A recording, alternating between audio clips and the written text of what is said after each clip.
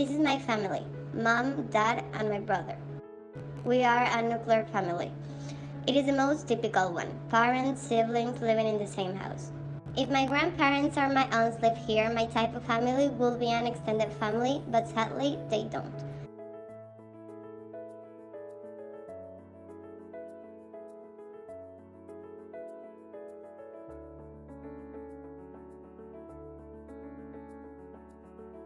Everyone in my house and all people in general belong to a social class. Social classes are hierarchical grouping of individuals that are usually based on wealth, education, attainment, occupation, income. Marketers need to know these things because each type of family consumes differently. Also, each social class has different needs, tastes, behaviors, educations, values, and incomes. So marketers need to create specialized strategies to each segment. Also, there is another factor that affects customer behavior: acculturation and intensity of ethnic identification.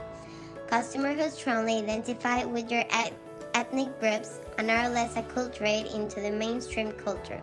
It is more difficult to reach them, and a more powerful marketing strategy is needed.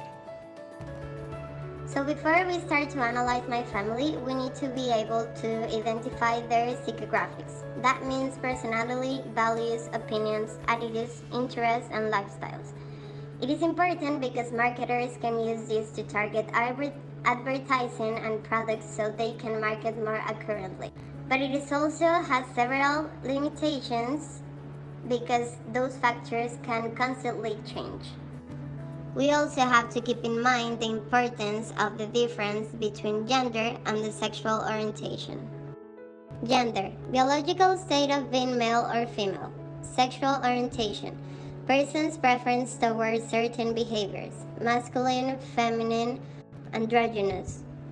This is highly relevant because marketers have to understand that this distinction can influence preferences and behavior of the customers.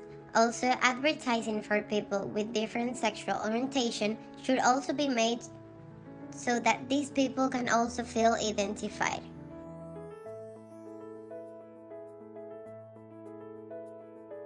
First, my brother. My brother spends most of his time on social media, especially Instagram. He follows influencers like Juan Pazurita and definitely has a social influence on him, from the content he chooses to watch to the product he buys.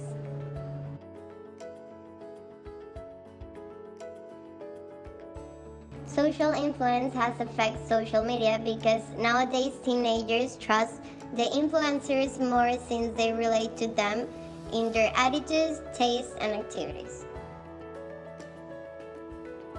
My mom loves shopping online, but she doesn't buy products from advertising. She is guided by the best advertising for her sisters.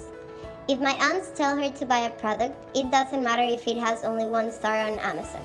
She's going to buy it, and that is called word of mouth. People trust other people and the experiences they have. Consumers believe more in their family, friends, than the conventional advertising. So this is why word of mouth marketing is the most valuable source of marketing. My father. My dad buys too much golf clothes. Too much. The other day he complained to FedEx because they deliver his clothes order in another address. My dad was very angry because he thought the problem was not going to be solved. But FedEx knew the importance of the complaint. They resolved it quickly and my dad ended up happier than before.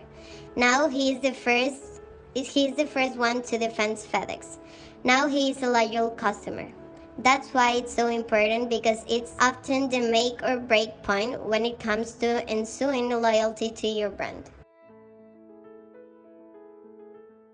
Now I understand more why some companies adopted multicultural marketing rather than a single subculture.